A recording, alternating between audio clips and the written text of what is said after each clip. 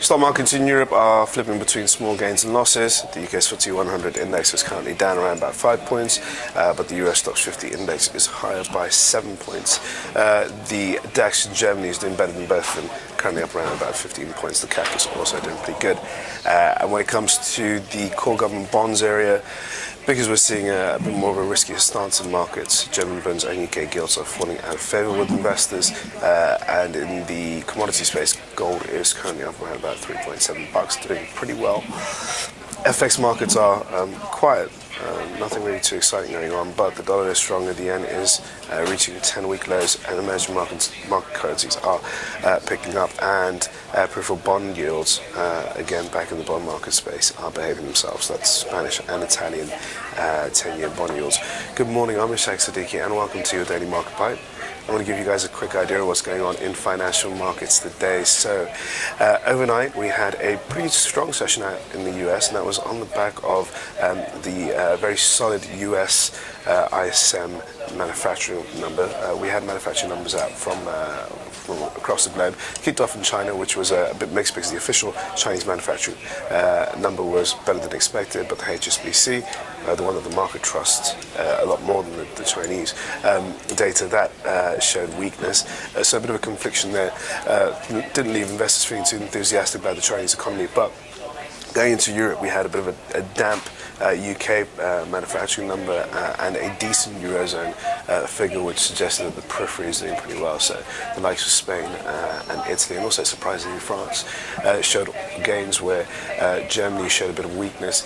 So that PMI manufacturing number was big attention in the European trading session. Then going on to the US, we had a very strong number out from their side, and that allayed and soothed a lot of the concerns in the market about the US economy, particularly at a time now when Janet Yellen from the Federal Reserve is looking to raise interest rates, or at least what she said is looking to raise interest rates as early as 2015. Now, she backtracked a little bit earlier this week.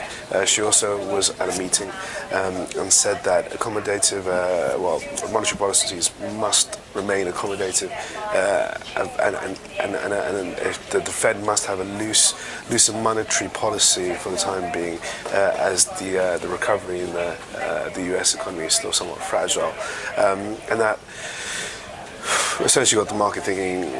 We're not too sure she's playing a dove or a hawk. Previously, she sounded a bit like a hawk, suggesting that she wants to raise interest rates, and that would be very hawkish. But this time around, she's gone for more of a dovish stance, and saying that she's somewhat okay with the idea of keeping stimulus measures around for a little longer than we thought. Now, again, it's going to be big attention on the US economy today. We have the ADP unemployment data.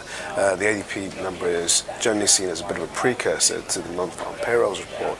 It's the one that comes out before, or in many ways it's seen as the warm-up act before the payrolls number. It's not completely trusted by the market, not because there's anything wrong with the way that it's compiled, but it's not really always accurate. So it's difficult to say that it's something that many people should rely on as an indicator for jobs growth in the US. But it does give us a good idea about how the US economy's labour market is doing. So that's going to be taking up a lot of the attention later on in the US, in the European session, and that's going to be out this afternoon. So watch out for that. We also have the ECB policy meeting out tomorrow. Now, touching on Europe a little bit, we've had news that policymakers in the Eurozone have agreed to another Greek bailout package. Not really that big news. This bailout package was just a number of bailout packages that were already agreed back in 2012, and this is just the next series that they will also sign through. So it's not a news story that's really making much headlines when it comes to moving markets, but on the whole, it's symbolic. Certainly suggests that Greece is no longer a massive threat to the Eurozone economy in terms of the way that it's performing. It's performing, well, it's still struggling, but it's performing a lot better than many people thought it would. The budget deficit is on track. It's obeying its conditions. It's putting in its structural reforms. It's sticking to austerity measures.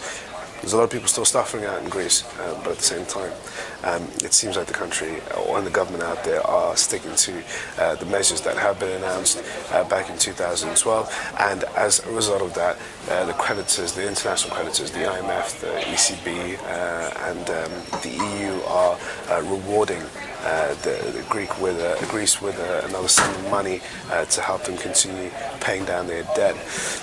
So that's one of the big news stories out from the Eurozone this week, although not one that you can see is feeding into markets at the moment.